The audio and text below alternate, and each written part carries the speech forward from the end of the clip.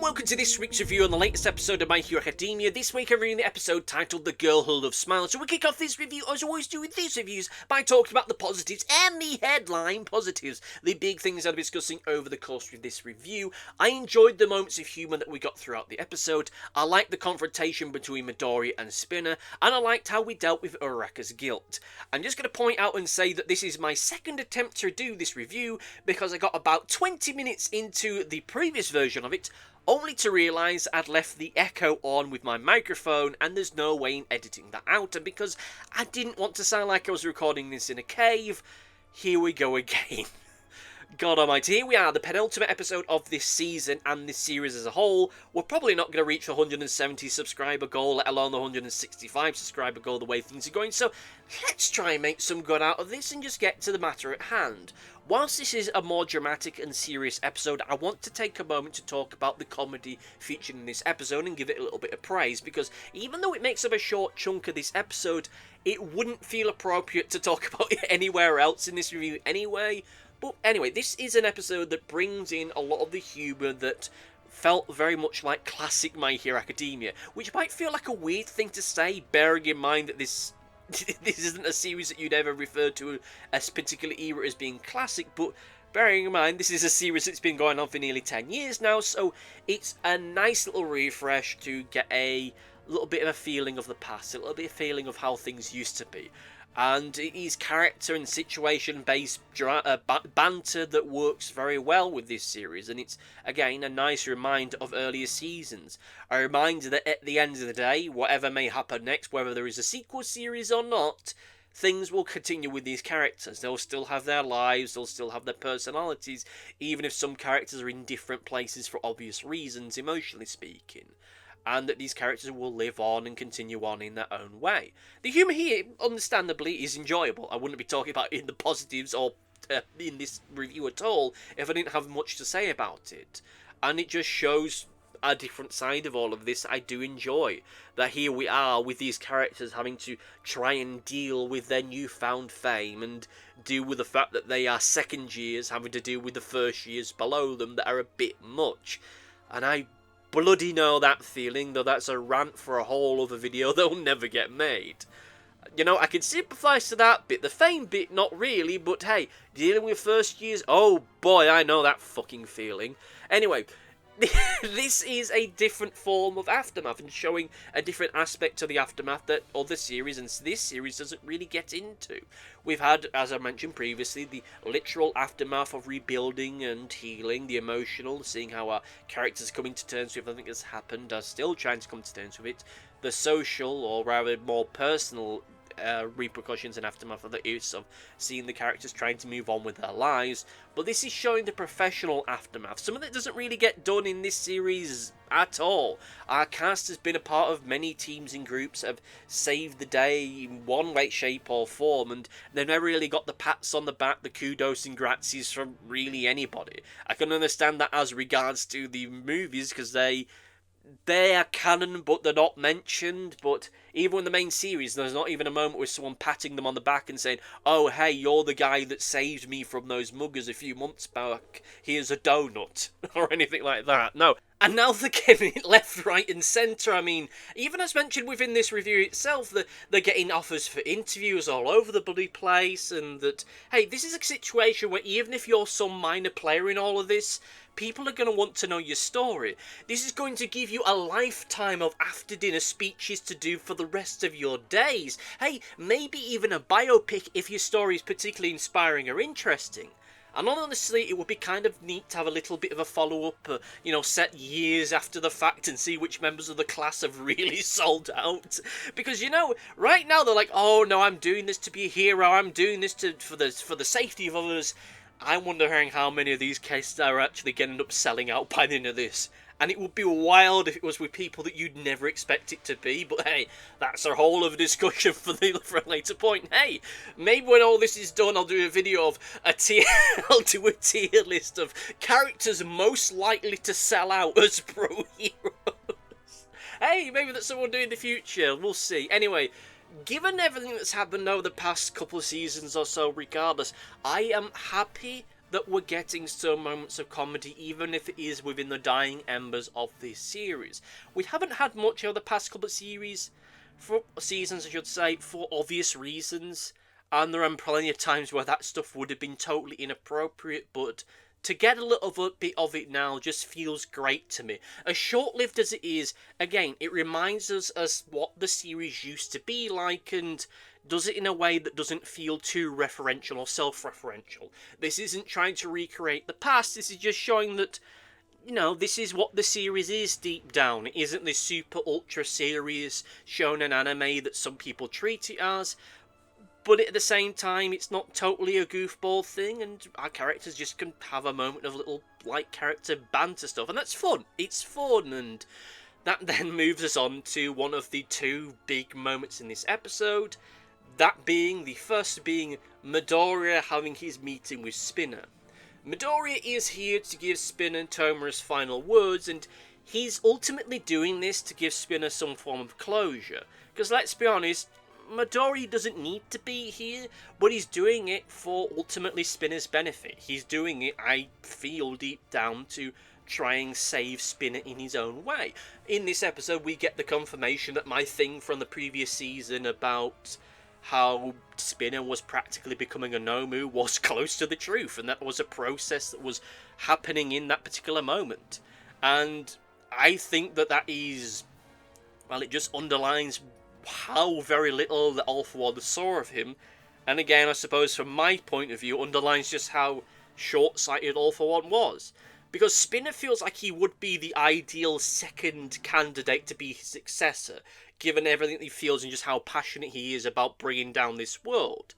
Particularly bearing in mind what he says over the course of this episode, so All For One just throwing him away like this, yeah, it feels a bit much, but hey-ho, that's a whole other discussion for another video that may or may not come, I don't particularly know. Like I say, I feel that Midoriya ultimately went there to give Spinner some sense of closure, and to try and save him in his own way. He couldn't save Tomura, he wasn't there to try and save Toga, he wasn't there to save Twice, or any of the others. Spinner is, outside of Mr. Compress, is the only member of the League of Villains that's still alive, and, well, he's the only one that's really such a major player within all of this, and he's the one that, at the end of the day, maybe Midoriya feels most likely he can save, but I suppose there's also an side of this. He wants to try and put an end to this whole League of Villains thing once and for all in his own way by saving Spinner. But Spinner doesn't want that. Spinner doesn't want to be saved because in his mind, saving the world is important to him. He wants to save the world by bringing down society and bringing down the world around him in his own way, to be the inspiring figure, to be the hero to the heteromorphs that we saw towards the end of the previous season. He wants to be a hero in his own way, which means that he has to fight against hero society and just continue to be a villain. He doesn't want to be saved, as is clear throughout this particular series of events. Throughout all of this, we get the juxtapositions of the Vox Pop interviews, the interviews with members of the public, and their feelings about Tomura and his villainy, and this scene. Now, I will be honest with you, I'm not sure if this is done to remind the audience, yes, Tomura was a victim of All For One, but he was still a murderer that just wanted to destroy things almost for the sake of it. He's a victim but not innocent. Or maybe they're doing it almost ironically, like, this is who the public think that he is, but we know more about him than they do, and we know this isn't black or white. Or maybe this is a way in trying to juxtapose the League of Villains and how their reputation sits with the Japan and the future of Japan in this moment. That there isn't this groundswell of support of people going out there to fight the good fight, so to speak, for what the League of Villains and Tomura stood for. There is not this new wave of villainy that's kicking off in this time period. Or at least nothing that we've seen and nothing significant. There isn't this new villain that just popped up out of the darkness to take over from all of this, and it's unlikely to. So whilst we have Spinner with all these plans for the future and what he represented, what Tomura represented and all that, really there isn't this new generation of villains that's coming up right in this moment. Maybe the comic book idea will change that, but right now the world's going to move on without him, and without the League of Villains, at least in this moment. And this is a meeting that's meant to show Midoriya who Spinner really is. It's meant to underline who the League of Villains really were, and to give him more evidence that not every villain is just the comic book bad guy thing of, yeah, I want to take over the world, or anything like that. That there is this other side to them, this is humanity to them. They are people that were pushed into extraordinary circumstances by a society that hated him. This is further evidence he is seeing directly to help underline that fact and to help shape his worldview and how he's going to try and save people in his own way by saving them as people, even if they are villains. This is him, yet again, seeing a different side of things that, let's be honest, he has not seen for most of his time in this series. It's helping to shape his worldview and to see how, once again, this is another situation of, had things been different, a lot of this might not have happened. Had Spinner and Tobra known each other when they were younger, then maybe neither of them would have become villains. I'll be honest that given everything that we know of All For One, I don't think that he would have allowed that to happen, but nonetheless, that's certainly a point of view that you could have and an argument that could be made. However, this is not just a matter of Midoriya seeing who Spinner really is. This is also a matter of Spinner and the audience, to a degree, seeing a different side of Midoriya. Midoriya is the boy who tried to save everyone. He tries to save everybody. No matter how villainous, he will try to get across to them and to get them out of that and to try and save as many people as possible. He doesn't want to kill anyone. He didn't want to kill Tomura. He did everything in his power to try and save Tomura, even though it's something that nearly cost him both of his arms. Yet in that moment, when Spinner's saying about how he's going to do this thing and that thing, Midoriya says the heroes are going to stop him. And then he pauses. Why was there a pause there? When Midoriya says the heroes will stop him, why the pause? He just stares at Spinner. He doesn't say anything. There is no heroic, we're gonna stop you, evildoer, or the teen superhero thing of, we're gonna stop you, bad guy, or anything like that. He just says very bluntly, the heroes will stop you. He says it in a very forceful, very serious way. There's no smile, there's no grin, there is no all might defiance or anything like that. Just a blank, stern look.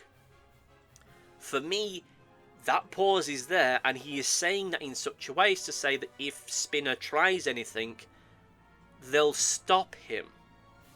That Midoriya might even be the one to stop him. One way or another, given that pause, this is Midoriya saying, if you try anything, if you genuinely try anything, if you try to spoil any of this, I will stop you. This is a moment that is showing a very different side of Midoriya. It's showing an emotional shift within him. Now, in that scene, I want you to note the white pupils. Throughout this episode and in previous ones, when we have seen a character with white pupils, that has indicated that whilst they are there physically, they maybe aren't in that place mentally or emotionally. In this episode, we see Uraraka with the white pupils when she's in class thinking to herself. We see it with Midoriya and Uraraka when they are looking at the ruins of this city. We've seen it in the past with Midoriya in his Dark Deku phase. And we see it here when Midoriya says the heroes will stop Spinner. This is a sign to me that whilst Midoriya is thinking and whilst Midoriya is here physically, and that he hasn't suddenly become evil, he's very matter-of-factly saying that I won't save you. If you try any of this, I won't save you. There is not going to be a second chance of all of this. And he's saying this in a way that is not confrontational and is not meant as a challenge. He's saying it in a very matter-of-fact way. Because as I've said, this whole meeting from Midoriya's point of view was an attempt by him to try and save Spinner.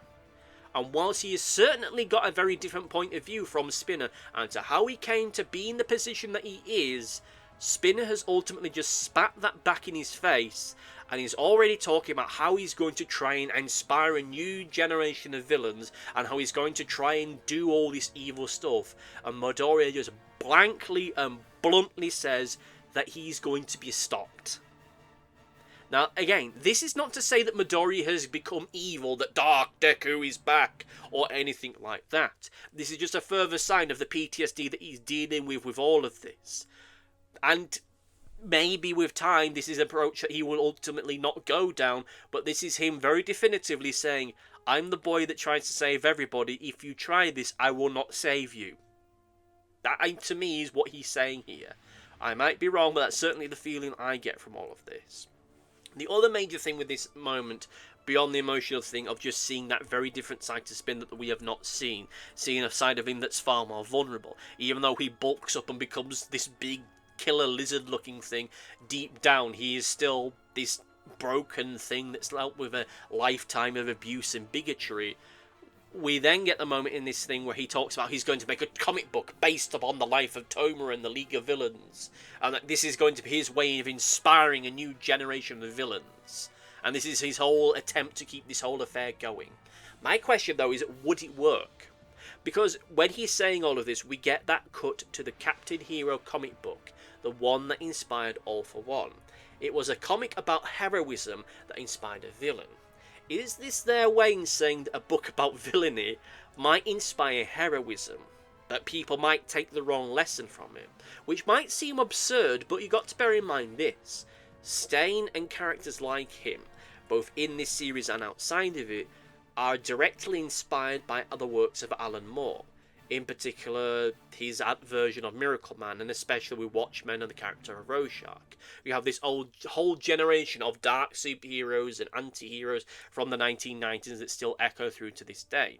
Heroes that were taken in darker directions, in sometimes more villainous directions, all by the author to criticise the works of those other authors, to criticise their politics and their beliefs and the realities of what those kind of characters would be like if they were real, or to recontextualise superheroes more generally. And in our world, we have a wealth of people that horribly misinterpret what those stories are about and see it as celebrating the dark excesses of the human mind, to celebrate how horrible these characters are. There is that story that Alan Moore talks about where he'll be at comic book conventions and people come up to him and say, I'm the real Rorschach, and he'll just get pissed off and tell them to get lost, because that's not what the character is. The character's not supposed to be inspirational. He's not supposed to be an aspirational figure. People are taking the wrong lessons from it. And even beyond that, people have taken his darker interpretation of superhero fiction to see it as darker comics are good. Darker comics are the way to go with these things. And it leads to people horrifically misunderstanding the work and just seeing it on a very surface level way, or taking all the wrong lessons from it, as was the case with Zack Snyder's adaptation of The Watchmen a few years back. And we see in the series how something similar has happened here. The Captain Hero book inspired All for One in the wrong way. Knuckle Duster's advice to Koichi in Vigilantes inspired Stain in the wrong way. Who's to say that this book that Spinner's going to write will inspire people the right way? That he'll write a book about villainy that might end up inspiring heroism. It might make people see that villains are human beings and that you need to be there to reach out to people. And that his attempt to make the world worse might end up making life better. We don't know. We'll never know. And hey, it might never get published. Or if it does get published, people might just think it really sucks and then just not bother with it at all. That's a whole other discussion for a whole other time, I suppose. The second half of the episode is focused around Uraraka and with her dealing with the trauma and survivor's guilt after Toga sacrificed herself. We see this very vulnerable, guilt-ridden side of herself, especially given that there was no footage of Toga saving her. And likely, in the time since all this has happened, Uraraka's heard all kinds of things said about Toga, what kind of monster that she was, and now there's no one there to set the record straight. There is no footage to show that in her final moments she did something incredibly heroic. And now Uraraka feels this unmentionable, unspeakable level of guilt for all of it. That Toga sacrificed her life, and she died for Uraraka's sake. And she feels this sense of just guilt about all of it. She ends up saying in this episode, had we known each other as kids, maybe things had been different. Going to that thing of, had things been different? Had these characters met at different points in their lives, maybe things would have been different. And in this episode, we get the montage of all the moments where Uraraka and Toga end up meeting, and she mentions about how all these are moments where she could have reached out to her and things could have been different. Toga didn't need to die, even if you chose to. And that she could have said something, she could have done something differently, but she can't in the end. And she feels this profound sense of loss, that she ultimately is living in a world that feels to her different now. She has that moment, she's looking out on the city, it's been largely rebuilt, and she comments about how things are different now, how there is this lingering darkness, how the shadows are longer now, and that even though the villains are defeated, there are still these shadows lurking. She's now seeing that darker side of society that was always there, but she never noticed, she never saw, because she always saw the superheroes saving the day in their own way, and now she is having seen the realities of being a superhero, and now sees what the world is truly like. And she's seen the full spectrum of the world around her. She's awake to the realities of the world that she's in, and she's struggling with it. She's struggling with the reality of that, and the guilt that she couldn't save someone who truly needed saving more than anything else. A character that could have been saved, that could have done some great things had she been in a different place in a different time, and she feels the profound pain from all of that. And no matter what happens in the life around her, the world around her, she can't really deal with that. And she feels this profound sense of loneliness. When Midoriya and the others arrive, it doesn't take away those feelings of guilt. Power of friendship doesn't save the day, but at least it makes things a little bit better for her. She gets a little bit of a sense of peace of mind that she has people around to support her, and that Midoriya understands everything, because he feels what she feels. He feels this profound sense of guilt that he was never able to save Tomura, and that had things had been different, had they known each other as kids, that maybe things really would have been different. And this links back to what I wanted to talk about last week, but couldn't, because it felt as though it was going to talk about potential spoilers, even though I didn't know how things were going to pan out.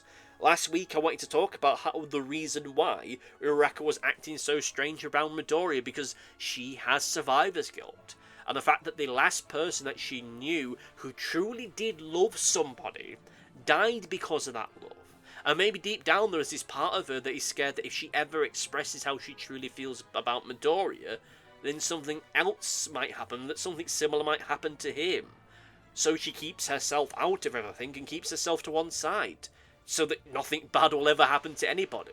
And this is all animated brilliantly, almost disarmingly well, just the quality of animation for this moment. I understand why it's there, because the relationship between Uraraka and Midoriya is something that people really are invested in. I don't see it myself, because I don't think these two characters have really had their relationship developed to anywhere the near extent that I think that it needs to be, but nonetheless, I think it's very well done for what it is.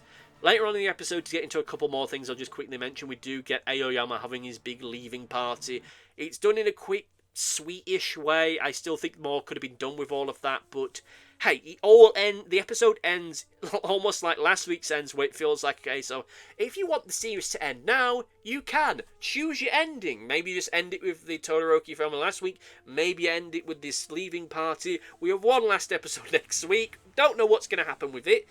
Judging by the little thing before the credits, the little thing of this new bad guy coming out the shadows, well, we'll see. And with that in mind, let us get on to the negatives. I don't lean onto this too long because the review is going on a bit, but I have mixed feelings about that tease at the end of the episode. I have this feeling that this character, this new villain, this Tomura proxy, is ultimately going to exist just to show how society has changed, and that Midoriya or someone else will come along to save them in the way that Tomura wasn't. I feel that it was put here in a way to keep people watching to the end of this series, like, oh, here's the big new villain, My Hero Academia 2 confirmed! Even though it's just a mechanism to prove and to show that society has changed, and that ultimately it's going to make up half the episode. Like, this isn't going to be the thrust of all of this. This isn't going to be a tease for a big new series. At most, it might be a tease for the next movie, but even then, in the here and now, it really is just a case of, okay, this is a way just showing that you can save these people. You can save someone that's in a villainous state, or in a dark state like this, and this will be a way in giving Midoriya some sense of closure, or whomever saves him a sense of closure, that they finally were able to save someone in a position like this, and things didn't get too dark. That's how I think things are going to go, but I don't like the way that it was done, because it ends up feeling, like I say, like too much of a tease. Like, it feels like it's too much of a case of tune in next week for the next big villain, the next big threat, the next big monster, when you know that it's only going to make up half the episode, if that. And that this time next week, when we get to that final episode, we'll talk about it very briefly. It'll be very well animated, it'll be a very touching moment, but that'll be it. Like, it feels like a very cynical way to keep people watching into next week, but with that said, let us get to the overview and say that I very much enjoyed this episode. I really wish that I hadn't had to re-record this review because of me frigging something about with the controls on my microphone, but still, this was a very strong episode, and I like the fact that we got deeper into the emotional and mental state of Uraraka. I do wish, however, that we'd seen more of it. Like, it does feel like a lot of this is stuff that could have been done over a wider period, just dealing with these characters' feelings and the aftermath emotionally for them of all of this, but we've got so little time left that it's a case of, well, we just have to do what we can. But regardless, with that said and done, however, let's get into Comment Corner! It's time for Comment Corner, and once again, I didn't get any emails for the comments, so these are going to be live responses to them, something that hasn't been thought out ahead of time. First of all, we have Big X1 who says, I like that we get to see the aftermath of everything. It feels weird that this episode, like the series, has ended when we still have another few episodes left. This goes into the previous episode and just the series as a whole. Thank you for your comment, and yes, the ending of last week's episode really did feel like that should be the definitive end of the series, but here we are with this week and next week's episode to wrap things all up. As I said previously, this feels very much like a case of choose your own ending, which character that you want to see wrapping things up. And next we have Scott TV Gamer who says, we should get more of a proper farewell for Aaoyama next week. In fact, it's one of the things we could essentially see getting expanded upon, but no guarantees, so there may not be much time left in the season for that. However, there is going to be an episode 12. A new OVA has been confirmed. What it'll be is a mystery, but it's possible it will cover canon material, so keep an eye out for it just in case it's important. Thank you for your comment. And, well, as was the case with Aaoyama, it got a little bit of a thing towards the end of this episode. As for the OVA thing, I've seen nothing to confirm that.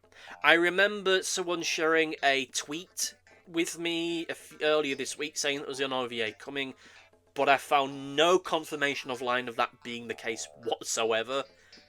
Like, none whatsoever. I hope that there is. I would like there to be an episode 12 of sorts, but we'll see.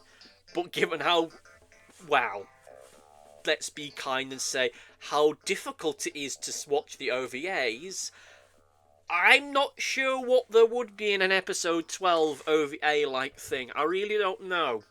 I'm not saying that it will end up just being some wacky, silly, them all playing cards or whatever, but it would be odd.